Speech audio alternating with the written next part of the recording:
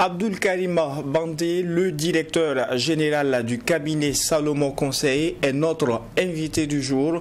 Avec lui, eh bien, nous parlons aujourd'hui de la thématique du management. Bonjour et bienvenue. Bonjour. Déjà, on parle du management. Après, justement, on a parlé les semaines précédentes, notamment de la stratégie liée au marketing. Pourquoi étudier le management cette fois-ci? Merci beaucoup. Je rappelle que l'une de nos intentions était de démystifier le concept de marketing et de permettre à nos téléspectateurs de bien comprendre ce que c'est et en quoi le marketing est utile dans leur vie, que ce soit professionnel, familial, dans tout ce que nous faisons. Et donc, il faut retenir aussi que le marketing, c'est aussi du management. C'est ce qui fait toute sa globalité. Et donc, aujourd'hui, on va parler de la dimension management liée au marketing. Parce que sans la dimension stratégique, la dimension opérationnelle qu'on a vue sont bien, mais à un moment donné, il y a les hommes. Parce que le marketing va porter dans son volet opérationnel sur les 4 P, produits, prix, distribution, communication. Et on ajoute un 5e P qu'on appelle people, l'homme. Donc le management aussi des hommes. Donc oui, parler de marketing, c'est parler de management. Donc il y a un lien nécessairement à faire entre les deux. Absolument. Mais comment est-ce qu'on pourrait définir justement le management? Qu'est-ce que c'est? Alors, le management a plusieurs volets. On va parler de management stratégique. En simple, si on doit manager, c'est optimiser. Moi, la définition du management qui me convient le mieux, c'est l'optimisation. Comment arriver à tirer le maximum de chaque ressource qu'on met à la disposition de l'entreprise ou du manager. Vous avez des hommes, vous avez de l'argent, vous avez du matériel, vous avez du temps, vous avez un ensemble de ressources. Et ce qu'on veut, c'est que vous puissiez tirer le maximum pour produire le maximum de résultats. Et donc, le manager est dans l'optimum. C'est la recherche de l'optimum, quelles que soient les ressources qu'on met entre nos mains. Tout à l'heure, vous avez parlé de plusieurs types de management. Vous avez parlé du management stratégique ou opérationnel. Est-ce qu'on pourrait les définir? Le management stratégique, c'est pratiquement tout ce qu'on a vu sur la stratégie d'entreprise. C'est la même chose. Ce sont les décisions que l'homme de marketing ou l'entreprise va prendre dans la durée. Le management opérationnel, ce sont les décisions qu'on prend au quotidien, en moyen terme. Sur l'année, sur les 6 mois, sur le trimestre, sur le mois, sur la semaine, chaque jour. Nous devons décider. Travailler, c'est décider. Hein. Et on a déjà vu ici, c'est la qualité de nos décisions qui détermine notre productivité. Donc ça, c'est la partie management opérationnel. Maintenant, vous avez directement le management des hommes. L'exercice que nous faisons sur les hommes. Parce que contrairement à ce qu'on peut croire, la ressource la plus importante d'une entreprise, ce sont les hommes.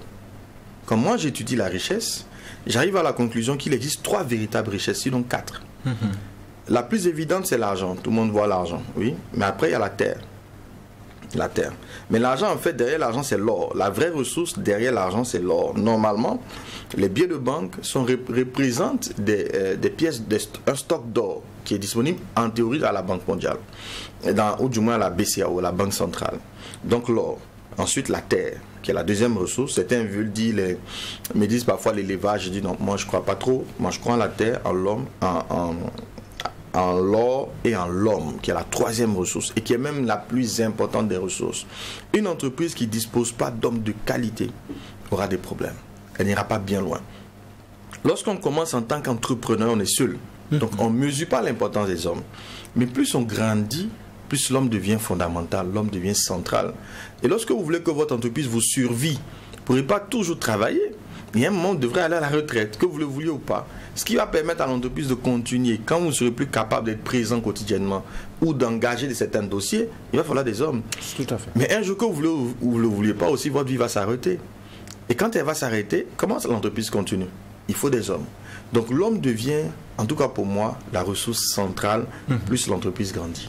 Est-ce qu'on peut revenir en termes de management stratégique ou opérationnel sur des exemples clés de décisions prises dans une entreprise qui voudrait évoquer le management stratégique et un autre exemple illustratif pour le management opérationnel? Le management stratégique, ça va être par exemple le positionnement, l'image que vous voulez avoir.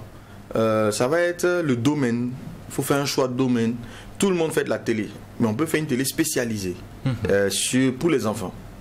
Oui, ça n'existe pas au Burkina. On n'a pas de télé spécialisée. Donc le choix stratégique, ce serait par exemple ça. Je fais une télé que pour les enfants. Je fais une télé que pour le cinéma. C'est des choix stratégiques. La plupart de nos télés sont généralistes. C'est des choix stratégiques. Donc là, on est dans un management stratégique. Cette décision de l'orientation de la télé est stratégique. Mais lorsque vous avez fait le choix, il faut monter les émissions.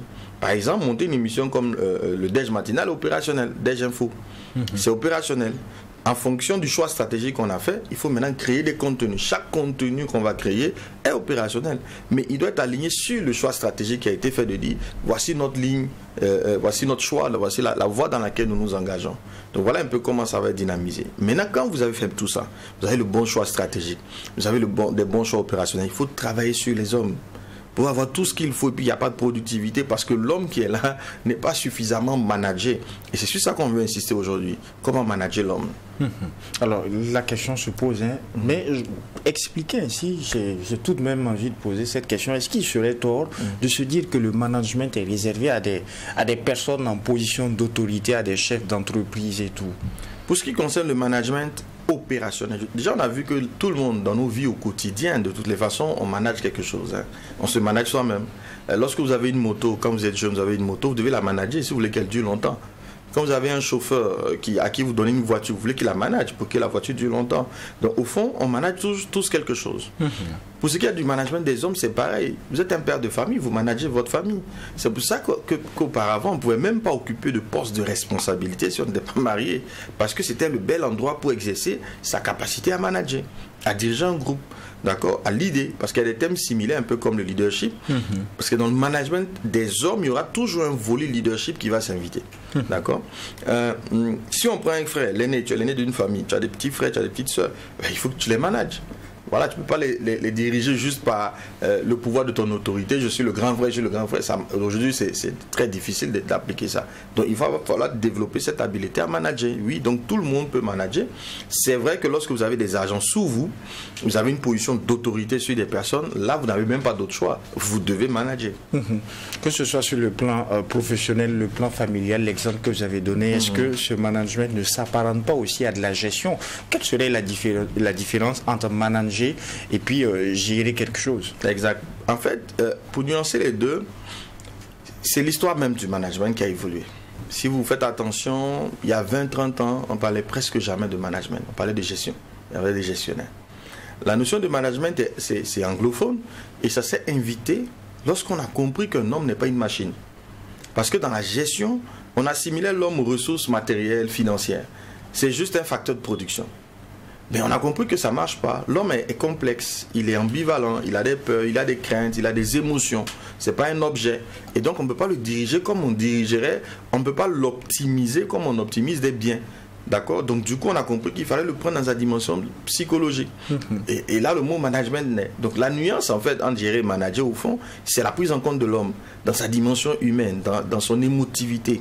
Et si vous dirigez vos hommes comme des machines, vous perdez quelque chose. Parce que vous n'allez pas générer leur plein potentiel, vous n'allez pas engager toute leur énergie. Mais lorsque vous prenez leur dimension humaine, vous vous offrez l'opportunité d'avoir des gens qui vous donnent 100% de tout ce que Dieu leur a donné.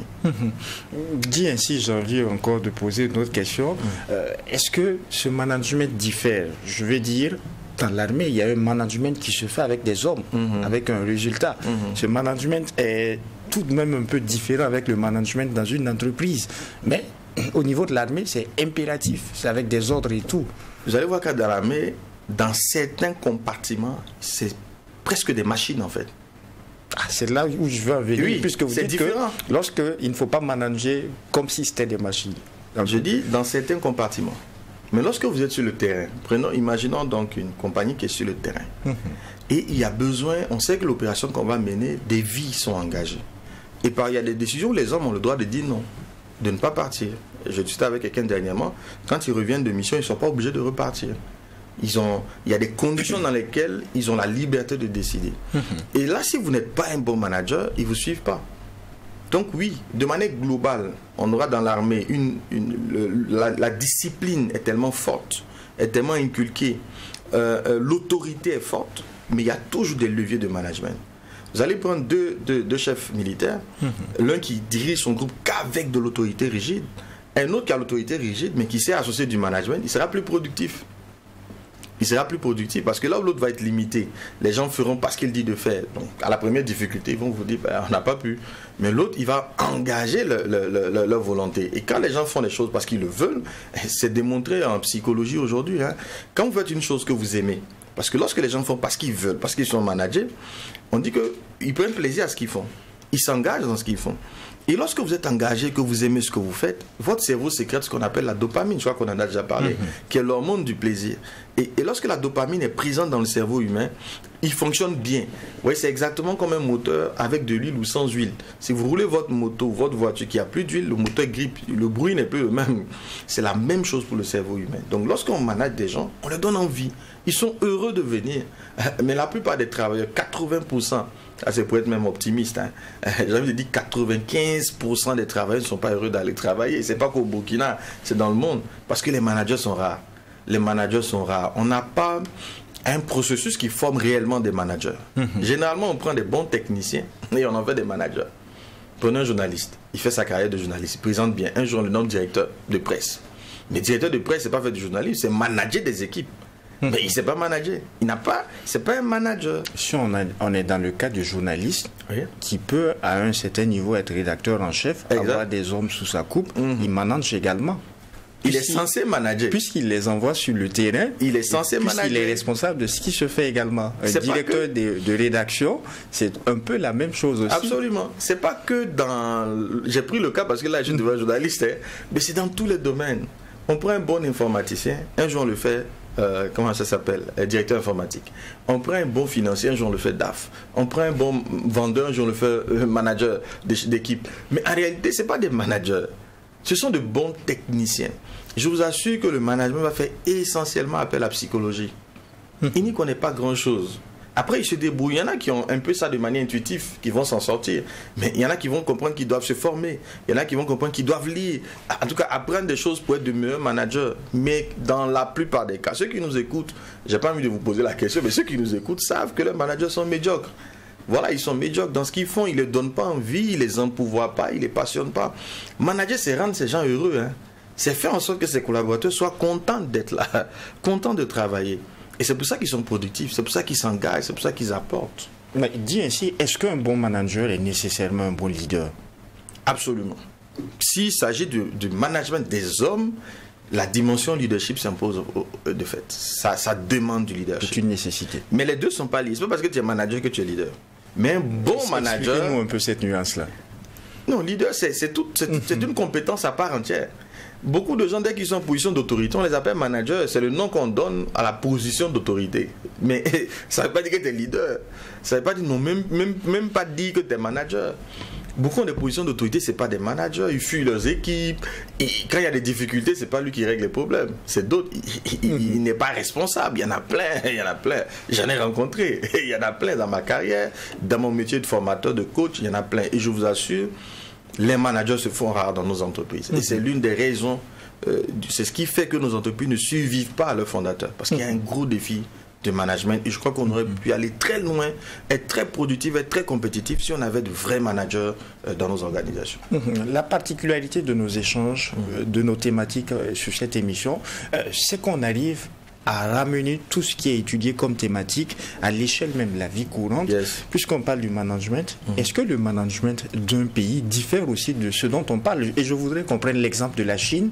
On a l'impression que tout est robotisé. Vous avez parlé du terme faire du management ne devrait pas s'apparenter à robotiser un certain nombre de personnes. En Chine, on a l'impression aussi que c'est cela. Non, comment ça se passe à l'échelle du management je vous donne une réponse très claire, ne vous inquiétez pas. C'est l'histoire d'un roi qui dit un jour, il se lève un jour et puis il dit à son premier ministre qu'à partir de maintenant, chaque fois qu'il va falloir récompenser, c'est le premier ministre qui récompense. Et chaque fois qu'il va falloir sanctionner, c'est lui le roi qui sanctionne. Le premier ministre dit il n'y a pas de problème. Donc dans le royaume, quand il faut donner du mérite à quelqu'un, récompenser, quelle que soit la récompense, c'est le Premier ministre. Quand il faut punir, emmener quelqu'un au bûcher, à la mort et tout, c'est le roi. Au bout d'un moment, le peuple a dit que le roi est trop méchant. Il est trop méchant. Qu'est-ce qu'ils ont fait? Ils se sont soulevés, ils l'ont renversé. Quand ils l'ont renversé, ils l'ont tué, ils cherchaient un nouveau roi. Ils ont pris le Premier ministre, ils en ont fait le roi. Quelle est la leçon, la morale? Il faut commencer toujours très dur pour devenir gentil après. Que de vouloir commencer gentil et vouloir devenir Dieu après. C'est impossible, ça ne marche pas. C'est contre nature. Donc c'est normal que quand on veut emmener un changement, qu'on vient rigide. On ne peut pas amener un changement en caressant les gens. Hein. C'est rigide, c'est dur. Parce qu'il faut créer une habitude. Il faut de l'autorité. Et un leader, un manager qui a son autorité effritée, il va échouer. Il va échouer. L'autorité, ça se touche pas. C'est sacré. On n'y touche pas. Donc c'est normal. Aujourd'hui, je vous assure que la rigidité dans le temps de la Chine a baissé. Okay. Parce qu'il y a un moment pour diminuer, mais il y a un moment pour aller fort. Sinon, ça ne marchera pas. On a vu des gouvernants ici qui ont commencé très doux. Vous avez vu ce que ça a donné. Ça ne marche pas. Sankara qu'on adule, vous pensez qu'il était doux? Nous, les jeunes, on ne l'a pas connu. Hein. Allez demander à ceux de son époque. C'était nécessaire. Mais après, tout le monde l'applaudit. Ah, vraiment.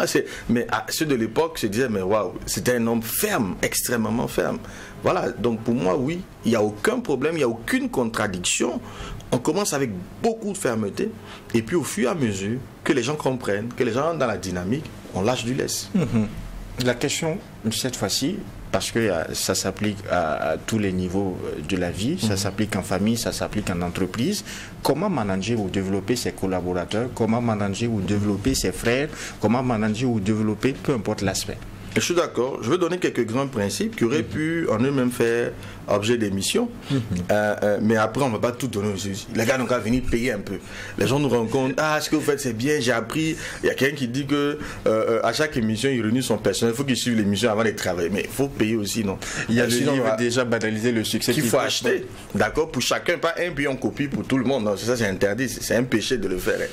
Mais je dis qu'on ne peut pas tout donner non plus. Nous aussi, c'est un métier duquel on vit. C'est vrai qu'on a envie d'engager, de passionner les gens, mais on ne peut pas tout faire ici. Et même si on voulait, on ne pourrait pas. Parce qu'après, c'est personnalisé en fonction de chacun, de là où il se trouve, etc. Donc, je vais donner quelques grands principes qui vont permettre justement de pouvoir améliorer la qualité du management. Ou du moins manager des hommes. Le premier élément, c'est le recrutement. Quand vous recrutez des gens, il ne faut pas les recruter juste parce qu'ils ont un diplôme. Il faut le recruter parce qu'il y a un alignement sur votre finalité, vos valeurs, notamment votre vision. Parce que si vous prenez quelqu'un qui est très bon techniquement, mais qui n'est pas aligné sur vos valeurs, vos visions, qui est trop loin en termes de valeurs, ça ne va pas marcher. Ça ne marchera pas. Parce que ce qui crée la cohérence de l'équipe, ce qui crée l'envie d'être ensemble, c'est les valeurs. Ce qui s'assemble se ressemble. Si on est très différent, on aura beaucoup de mal. Premier élément. Deuxième élément, quand vous le recrutez, ne pensez pas qu'il est aligné, il faut travailler à l'aligner. Il faut régulièrement... Beaucoup d'entreprises ne connaissent même pas leurs valeurs, je vous assure. On va dans une entreprise, il y a un document, c'est écrit, vision, valeur, tout ce que tu veux, mais demande aux gens c'est quoi vos valeurs, ils ne savent pas. C'est pas normal. Parce que les décisions doivent être prises sous le prisme de la vision et des valeurs. C'est-à-dire que c'est ce qui fait qu'il y a de la cohérence, c'est ce qui fait qu'il y a de l'harmonie dans tous les départements. Et ça, il y a un travail qui n'est pas fait du tout dans nos organisations, qui est un gros défi et qui est un vrai boulot de fond. Donc, travailler à aligner vos collaborateurs.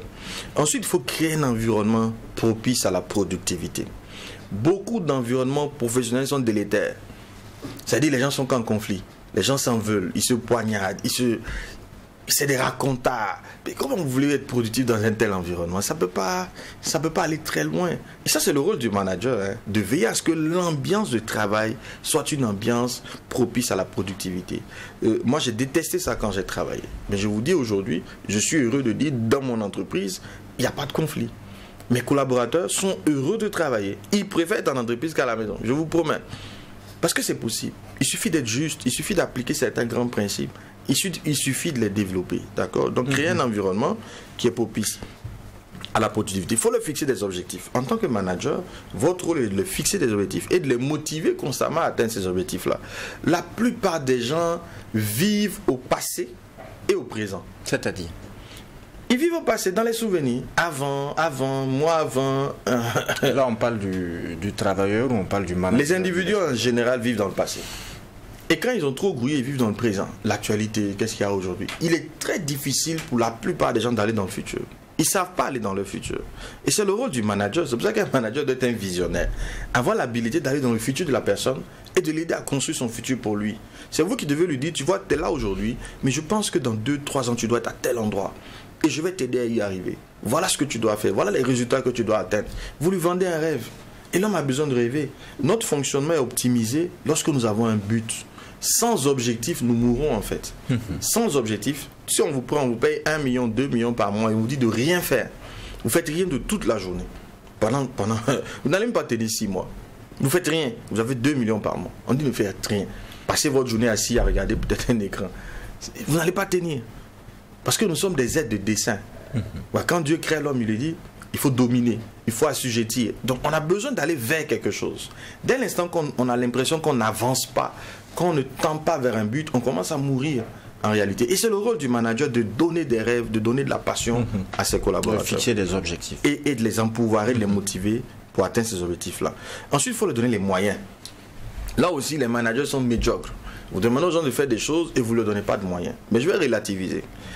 On ne peut pas donner 100% des moyens à quelqu'un. Ce n'est pas possible.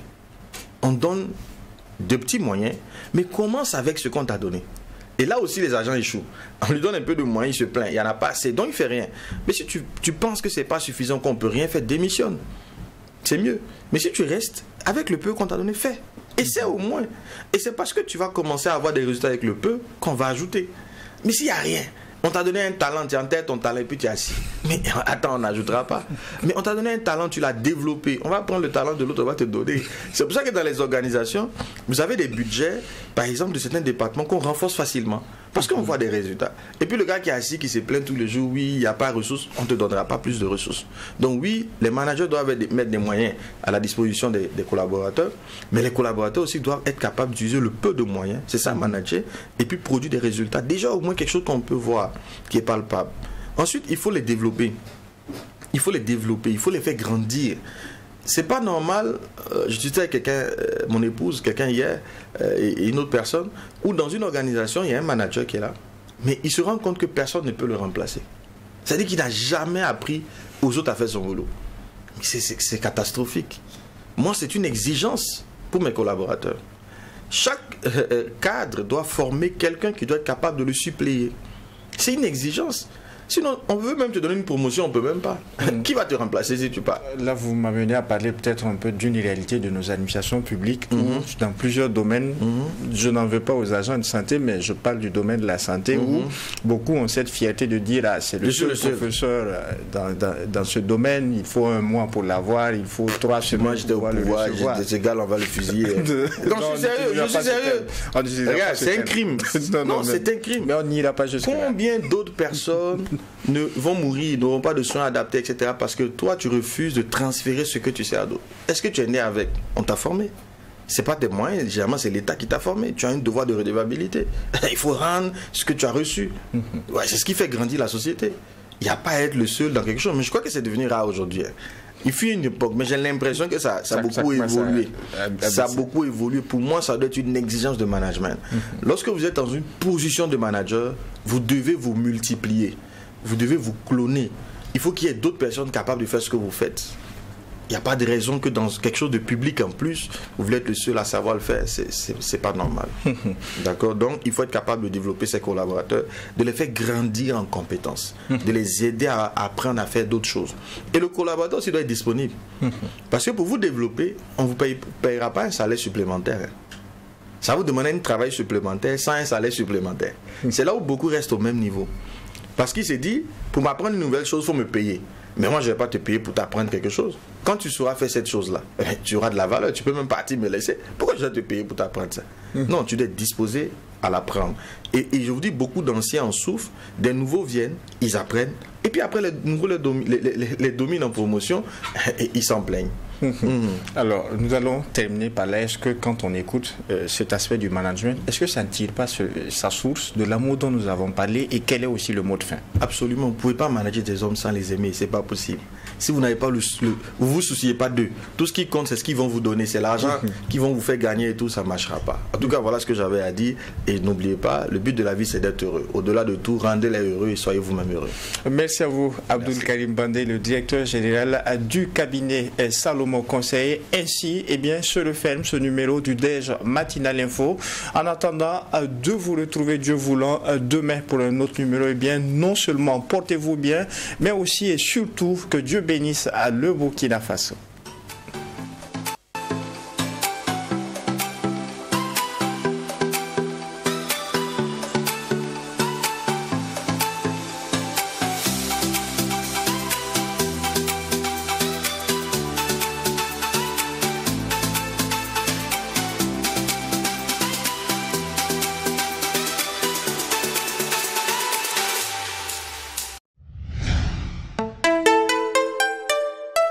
TV, La télé interactive.